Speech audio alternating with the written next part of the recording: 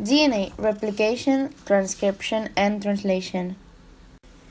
Genetic information in DNA can be accurately copied and can be translated to make the proteins needed by the cells. Let's understand this in little ideas. Understanding number 1. The replication of DNA is semi-conservative and depends on complementary base pairing. Understanding number 2. Helicase unwinds a double helix and separates the two strands by breaking hydrogen bonds.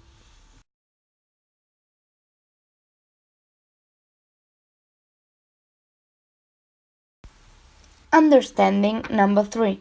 DNA polymerase links nucleotides together to form a new strand, using the pre-existing strand as a template. DNA replication. This happens during the interphase right before cell division. Step 1.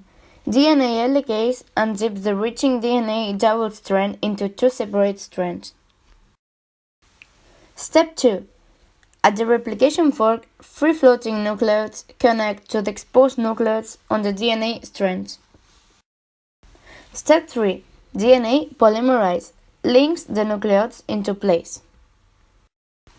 Step 4. The two new DNA molecules are rebound, each making a new double helix. Another important aspect of information storage is making it available for use. In transcription, the information on the DNA is made available for use outside the nucleus, which brings us understanding number 4.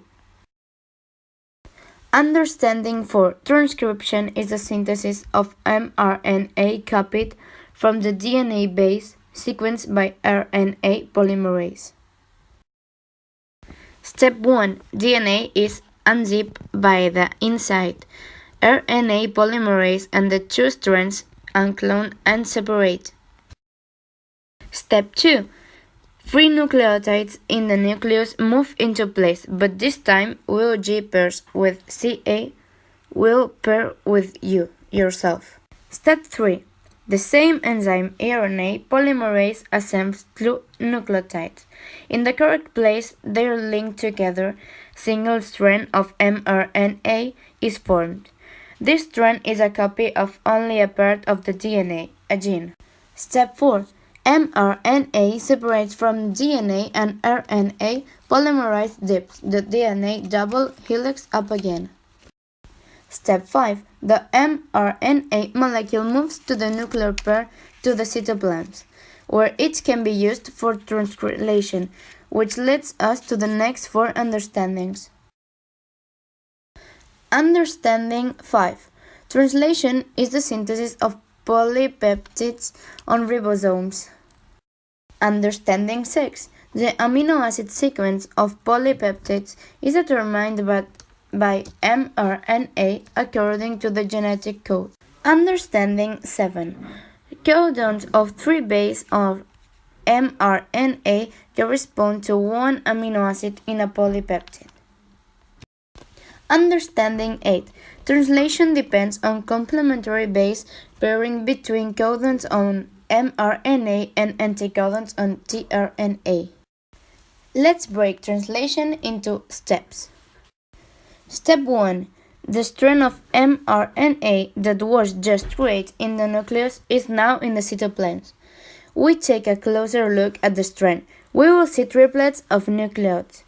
Each triplet is called a codon. A codon is actually the code from amino acid. Step 2. mRNA binds to a ribosome. tRNA transfer RNA arrives to the ribosomes as well. tRNA have two key components: an anticodon, complementary base to the codon, and an associated amino acid. Step 3. When tRNA molecules are in place to the ribosome, peptide bonds form between the amino acids. Step 4. As the tRNA molecule detaches, the ribosome moves along the mRNA strand until it reaches a stop codon and detaches. Step 5.